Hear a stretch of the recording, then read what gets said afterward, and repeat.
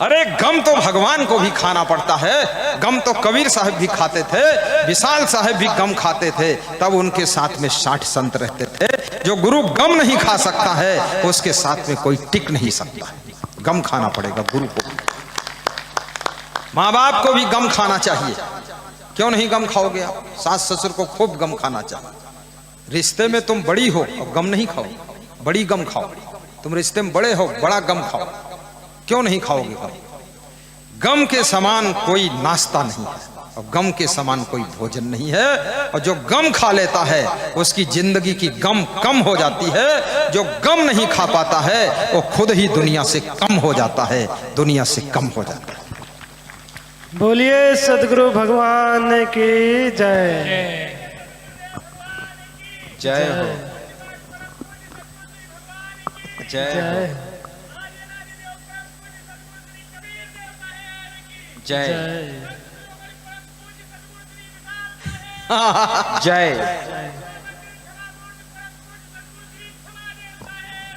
जय जय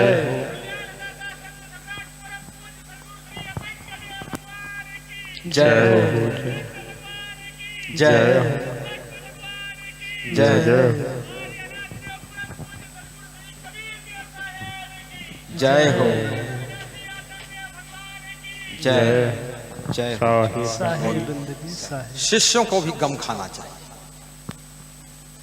साधु को बहुत गम खाना चाहिए। क्योंकि गम नहीं खाओगे तो रहोगे कहाँ? आखिर इधर उधर भटकते रहोगे ना, कोई फायदा है? टाइम पास हो जाएगा। गम खा लो।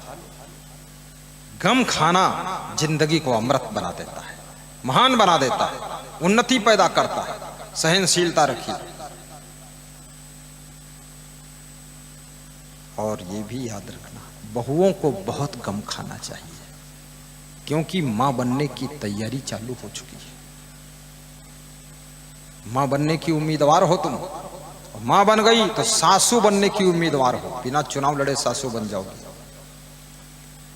और जितने रिश्ते बढ़ते चले जाएं उतना गम खाना चाहिए, ज्यादा गम खाओ। हमारे गुरुजी बताते थे कभी कभी कि सबके ऊपर दया माया रखना। तो हमने कहा दया माया रखेंगे, लेकिन जो बहुत बदतमीजी करते उनके लिए। तो बोले 2-4 बार क्षमा करना और फिर ज्यादा करेंगे तो जैसा उचित हो वैसा निर्णय ले लेना। तो मैं क्षमा भी कर देता हूँ। मेरा गुरु तो क्षमा ही थे, क्षमा देव। वो बहुत क्षमा करते थे। मेरी जिंदगी में मैंने उनको अत्यंत निकट से देखा। 37 साल तक वास्तव में क्षमा की मूर्ति थे। बड़े दयालु, बड़े उदार, सब भक्तों को प्रेम बहुत देते थे। और मुझे तो बहुत ध्यान रखा है। 3 गुरुओं ने मिल करके मेरी जिंदगी का निर्माण किया है। क्षमा देव, गुरुमन देव, अमान देव। गुरुमन देव अच्छी सलाह देते थे, क्षमा देव ज्ञान देते थे, अमान देव हमारे खाने पीने की फिक्र रखते थे। तो हमने उनसे एक दिन कहा, तुम तीनों लोग हम पर क्यों जुटे हो? कहीं नहीं, एक ही साथे सब सत है। तो हमने कहा अपनी फिक्र करो ना। बोले हमारे पास कुछ नहीं है, हम तो बस मोक्ष लेंगे। अब तुमको हम तैयार कर दें बस सब ठीक हो जाएगा। तो हमने कहा हम कोई दुबले थोड़े हैं। दुबले नहीं हो, लेकिन मन नहीं बना रहे हो कुछ करने का भी। तो हमने कहा करूंगा, मैं सोचता हूँ आपका अध्याय पूरा हो जाए फिर हमारा शुरू हो अध्याय। बोले हमारे अध्याय के साथ में अध्याय शुरू कर दो, तब खुशी होगी। गुरु ने जितना भाव से मुझको पाला है, मैं उनके चरणों में नमन करता हूँ। याद रखना, तुमको भी तुम्हारी माँ ने, तुम्हारे पिता ने बड़े भाव से पाला होगा। बड़े भाव से तुम्हारी पत्नी तुम्हारी चिंता करती है, बड़ी श्रद्धा से तुम्हारा पति तुम्हारी फिक्र करता है। इसलिए ऐसे परिवार में एक दूसरे की सबको फिक्र रखना चाहिए। ये मत सोचना चाहिए कि मैं बहुत अंग्रेजी पढ़कर आई हूँ, बीए पढ़ी हूँ, मैं बहू बन गई हूँ, ये सासू बुढ़िया है का तो पढ़ी लिखी है नहीं, कंडा पत्नी सासू है, गोबर पत्नी। गोबर पत्नी, गोबर की ही ताकत से फसल पैदा होती है। तुम गोबर पत्नी बताओ, इस गोबर पत्नी से ही तुम्हारा पति पैदा हुआ। यूं कौन है? गोबर पतना है। और तुम कहां से पैदा भाई?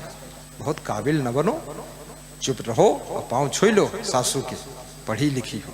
अकल तो तुम्हें एक जानवर जैसी भी नहीं है। पढ़े लिखे होने का अर्थ क्या होता? नम्रता नहीं आई तुमने, तुम्हारे अंदर सभ्यता नहीं, शालीनता नहीं, शिष्टता नहीं, भद्रता नहीं, तुम्हारे अंदर सेवा का भाव नहीं, झुकना जानती नहीं हो, पढ़े लिखे होकर अहंकार भर के बैठी हो। क्यों पढ़ा लिखा तुमने? फाड़ दो अपनी मार्कशीट, बिना पढ़ी लिखी बन जाओ, लेकिन झुकना सीखो। मैं पोस्ट ग्रेजुएट था अर्थशास्त्र से, इकोनॉमिक्स से, मेरा गुरु चौथी पढ़ा था। तो इसका अर्थ ये थोड़े है कि गुरु से हम बड़े हो गए। स्कूल की पढ़ाई अलग है, ये गुरु की पढ़ाई अलग है। याद रखना, कृष्ण भगवान भी अपने गुरु को झुकते थे, नमन बंदन अभिनंदन करते थे। और सीता जी जिनकी पूजा होती है जगत में, वह भी कौशल्या सुमित्रा कैकेयी को नमन करती थी, चरणों की सेवा करती थी। कौशल्यादि सासु गृह माही, देखिए रामायण की चौपाई है। कौशल्यादि सासु गृह माही, से वही सब निमान मद नाही। सीता जी को कोई अभिमान नहीं था, मद नहीं था, घमंड नहीं था, आलस्य नहीं था। ये नहीं सोचती मैं भगवान की पत्नी हूँ, जनक दुलारी, जनकपुर से आई हूँ, जनक मेरे पिताजी हैं और जनकपुर की रहने वाली हूँ, क्या जानते हो तुम, जनक जनक जनक। ये सब अहंकार नहीं किया उन्होंने, सबकी सेवा किया। कैकेयी के भी पांव दबाती थी, सुमित्रा के भी पांव दबा देती थी। इसीलिए तो सीता जी इतना पूज्य हो गई। सीता में संतुलन बनाने की कला थी, बैलेंस बनाने का ढंग था। से वही सब ही मान मद नाही, कौशल्यादि सासु गृह माही। कौशल्या सुमित्रा कैकेयी आदि सासुएं घर में रहती थी और सभी की सेवा वे करती थी, और कोई उनको न घमंड था, न मान, न स्वाभिमान, न अभिमान। सेवा करने वाला अगर घमंड करता है वो कभी सेवा नहीं कर सकता है। इसलिए याद रखना, सेवा करने से सबसे बड़ा फायदा यह है, हमारा अभिमान और लोभ ये सब चकनाचूर हो जाता है। सेवक पद पाना बहुत कठिन होता है। हनुमान जी ने सेवक पद प्राप्त किया था। साधुओं की सेवा हनुमान जी खूब करते थे, ऐसे थोड़े ब्रह्मचारी बन गए थे। साधुओं से नफरत करने वाले, साधुओं से ईर्ष्या करने वाले, साधु संत की निंदा करने वाले, याद रखना ब्रह्मचारी नहीं बन सकते, व्यभिचारी ही होंगे। वो व्यभिचारी है, गलत कर्म करने वाले लोग हैं। नहीं, साधु तुम्हारा क्या बिगाड़े, उनकी निंदा करत घूमत। अपन आलू जत्ते खोदे खोदो, लेकिन फालतू बात मत करो। उस साधुओं के पीछे पड़े, खुदाल लेके पिंड पड़े, कहते हैं ये सब फालतू साधु बन के भंडारा खाद घुमत। मैं पूछता तुमने कब भंडारा किया? बोले हम क्या बेवकूफ है भंडारा करें? तो तुम बहुत बड़े बेवकूफ, इसकी चर्चा क्यों करते हो? चर्चा करने क्या जरूरत है? अरे महात्मा बुद्ध राजपाट छोड़कर साधु बने थे, जगत गुरु शंकराचार्य संपन्नता को छोड़कर साधु बने थे। और याद रखना, साधु राजा भर्तृहरि भी राजपाट छोड़कर साधु बने थे। साधु बनने का मतलब ये नहीं कि भंडारा खाने के लिए साधु बने। ये साधुओं से पूछ लो, इनके घर पर 10-10 एकड़ 20-20 एकड़ जमीन है। ये तो इनकी श्रद्धा थी कि हम अब भक्ति करेंगे, बस इसी में लगेंगे। कोई इनको देखता है हंसी उड़ाता है, अरे सब देख लेन आसाराम बापू एक रहे, और सब अरे सब देख लेन एक राम रहीम रहे, गजोधर दास, अरे सब हम जाने थे, वो एक और रहे रामपाल दास, सब जेल में है, ये सब वही हम जाइए देख ले। अरे जेल में चल के देख लो, पेंट शर्ट वाले कितने हैं और साधु भेष वाले कितने हैं। किसी जेल में एक भी साधु भेष का व्यक्ति मिलेगा मुश्किल से, लेकिन 1000 लोग पैंट शर्ट वाले मिलेंगे। अपराध कौन कर रहा ज्यादा? फालतू बात करते हो, मत बोलना, चुप रहना। आज से उल्टा बोलो, निंदा मत करो, प्रशंसा करो, जिंदगी बदल जाएगी। मैं पहले निकलता था टोल टैक्स पे, तो एक आदमी बोला, अरे आसाराम वाले हैं वो जो जेल में गए उन्हें वाले चला। तो मैंने कहा किसको किसको समझाऊं। उसके बाद योगी आदित्यनाथ जब मुख्यमंत्री बने, तो टोल पर गाड़ी जब पहुंचती, अरे हो सकता है योगी आदित्यनाथ वाले संत हो, खोल दो भाई, जादू कौन लपड़ में कहां फंसो। योगी आदित्यनाथ ने संतों का गिरता हुआ ग्राफ, गिरती हुई कीमत को उठाकर ऊंचे कर दिया। उसने दिखा दिया संत में क्या शक्ति और भक्ति होती है, देशभक्ति संत कितनी कर सकता है। पूरे उत्तर प्रदेश में गुजरात जैसी शांति लाकर दिखा दिया, और एकदम सख्त है और तैयार हर वक्त है, ऐसा आदित्यनाथ है। बहुत मेहनत किया वो साथ में। रोया भी है, हंसा भी है, दुखी भी हुआ है, लेकिन आज ऐसे पद पर बैठा है। एक तो उनके गुरु गोरखनाथ, भरथरी गोपीनाथ राजपाट छोड़कर संत हुए थे। वो संत भी है और राजपाट भी पाया है, राजपाट चला रहा है। कितने लोग कहते हैं साधु को राजपाट में नहीं आना चाहिए, राजनीति नहीं करना चाहिए। साधु का मतलब देश दुनिया से, देश दुनिया से बैल को भी मतलब है। वर्षा नहीं होगी तो बैल भी दुखी हो जाती, घास ही न होगी। देश दुनिया से जितने प्राणी हैं सबको मतलब है। साधु का समझो तुम का है माटी की मूर्ति, इसका मतलब ही नहीं। 4 रोटी रोज खाता है, तसला भर भात खाते हो, सकबहिता खाते हो, इसका मतलब है नहीं। ये सब तुम्हार बंदे हुई जी का मतलब खूब है। मतलब तो सबसे है, रोड से भी मतलब है। रोड में गड्ढे हैं, किस ठेकेदार ने बनाया, किसके पीरियड में बनी, ये तो पता नहीं है, लेकिन उन गड्ढों का भुगतान हमको भी करना पड़ता है। मतलब क्यों नहीं? देश के अंदर अराजकता फैल जाए, उग्रवादी आतंकवादी फैल जाए, मार काट होने लगे, तो सबसे पहले तो साधु ही का मूड काटते हैं लोग। इनका गिरा एक मूड काट को खून भर ले हैं डिब्बम उनके कमंडले में वापस। साधु को भी मतलब है। देश में अगर कोई ज्यादा उपद्रव बढ़ रहा है तो साधु को भी कदम उठा करके देश की सत्ता अपने हाथ में लेना चाहिए और आतंकवाद को खत्म करके शांति का साम्राज्य स्थापित कर देना चाहिए। बोलिए सदगुरुदेव की जय। साधु कोई बैधुल्ला थोड़े होता है, बहुत होशियार होता है। और साधु है कौन? तुम ही तो साधु हो, तुम्हारे में से ही तो साधु बने। ये कोई ऐसा नहीं अमेरिका से आए, सब आपके घर के ही लोग हैं। किसी का बेटा है, किसी का बाप है और कोई अपने आप है, लेकिन साधु वही है। अब करता नहीं पाप है दिन रात गुरु का जाप है, मिट गया संताप है, अब किसी का लगने वाला नहीं श्राप है, ऐसा साधु है।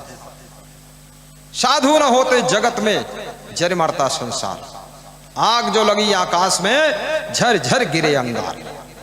घर घर में आग लगी हुई है, दुखों की आग है, ईर्ष्या द्वेष की आग है, काम क्रोध की आग है, सारा संसार इस आग में जल रहा है। इस आग को बुझाने वाला कौन है? वो कोई महान संत ही ज्ञान वर्षा करके तुम्हारे दिल के अंदर लगी हुई आग को बुझा देता है और जिंदगी में शीतल शांति प्रदान करता है।